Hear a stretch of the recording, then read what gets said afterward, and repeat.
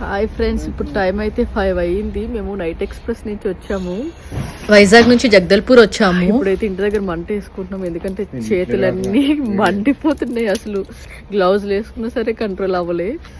మీకు వీడియో చూపిద్దామంటే నాకు అక్కడ కనిపించలేదు ఏమి, అంత ఫాగ్ వచ్చింది. సో ఇప్పుడైతే మేము మంట వేసుకుంటున్నాం, పని చేయట్లేదు చేతులు ఏమి. ఇంటికి వచ్చి మంట వేసుకుంటున్నాం.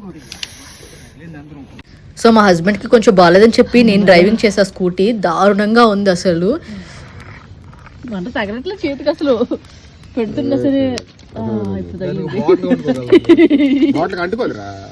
అబ్బా, ఇది ఏంటిది?